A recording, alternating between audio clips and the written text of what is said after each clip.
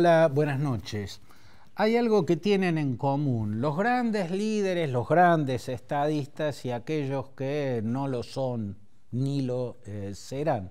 Hay algo que tienen en común, que es la posibilidad de cometer errores, errores que incluso hacen que muchos se pregunten, pero ¿cómo pudo este hombre, este líder o esta líder con tanta experiencia, con tanta capacidad, cometer semejante error? Por ejemplo, en la Argentina diría que un error común de Javier Milei y también de Cristina Kirchner es una suerte de petulancia ideológica. Hablan como si su posición ideológica los pusiera en una categoría de superioridad moral al resto. Sienten que, desde esa petulancia ideológica, que su ideología los hace superiores a las demás. Tanto Cristina Kirchner como Javier Milei tienden a dar clases desde esa actitud de petulancia ideológica. Otros grandes líderes cometen errores. Nadie puede dudar que Emmanuel Macron, el presidente de Francia, es un estadista, es un gran líder, es un hombre inteligentísimo y lo ha demostrado desde que fue ministro de Finanzas del entonces presidente socialista François Hollande. Sin embargo, después de la última elección parlamentaria comete un error inexplicable. En la elección parlamentaria última ganó la izquierda que encabeza la Francia Insumisa, esa organización de izquierdismo radical que lidera Jean-Luc Mélenchon. Segundo salió el partido de Macron, que es el centro liberal. Tercero, la ultraderecha que lidera Marine Le Pen. Y en cuarto lugar, el Rassemblement pour la République, lo que queda del gaullismo, la centro derecha. A la hora de elegir el primer ministro, el presidente Macron va y lo elige del partido que salió que salió en cuarto lugar. Por supuesto, no violó ninguna ley. En Francia, según la Constitución, el presidente puede elegir, no está obligado a elegir del partido que más votos sacó. Pero la costumbre y el sentido común indica que es de las fuerzas que ganaron la elección de donde el presidente debe elegir a quien sea el primer ministro. No, Macron fue al cuarto puesto, a Rassemblement pour la République, y sacó de ahí a Michel Barnier y lo nombró primer ministro. ¿Qué pasó? Y en tiempo récord se convirtió en el primer ministro que menos duró en toda la historia de la Quinta República. No duró nada, lo voltearon en el primer voto de censura. Estuvieron de acuerdo la izquierda radical de Mélenchon y la ultraderecha de Marine Le Pen. ¿Cómo un hombre tan inteligente como Emmanuel Macron pudo cometer semejante error? Y hay un caso más en estos mismos días. El presidente Joe Biden, ¿no? Un hombre con una experiencia larguísima en la política, con una carrera en la que hay grandes errores, para mí grandes cosas cuestionables, pero también grandes aciertos. Entre las cosas cuestionables está, por ejemplo, haberse opuesto como senador por Delaware a una guerra que merecía su apoyo. Fue cuando Saddam Hussein y el ejército iraquí invaden el Emirato de Kuwait.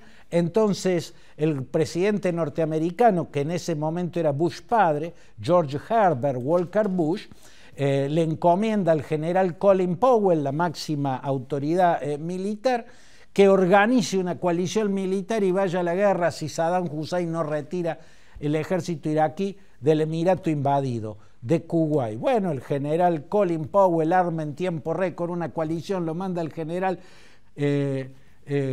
Norman Schwarzkopf, que sobre el terreno organiza eso que se llamó la tormenta del desierto, una operación militar que liberó al Emirato invadido, a Kuwait, de los invasores de Saddam Hussein.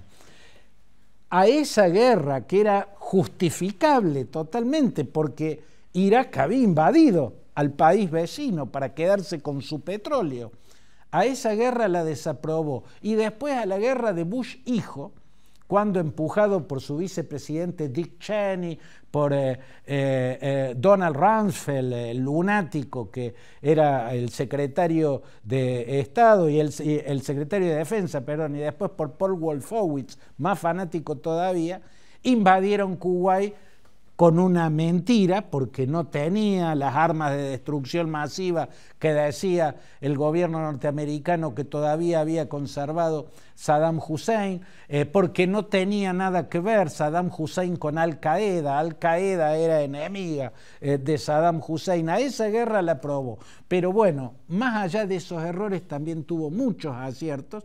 Su larga carrera política como senador por Delaware se coronó con la llegada a vicepresidente. Además fue vicepresidente nada menos que de Barack Obama.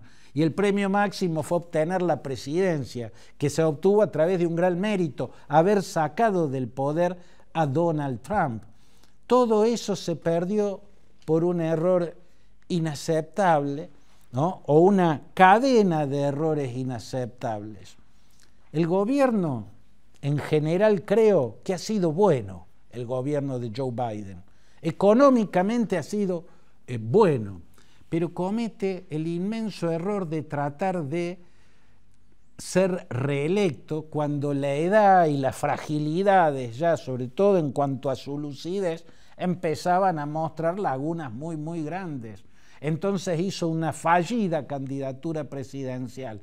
A renglón seguido comete otro error, designar a dedo al candidato presidencial que lo sustituya, su vicepresidenta Kamala Harris, ¿no? Y ahora comete un error más grave todavía, indultar a su hijo, Hunter Biden.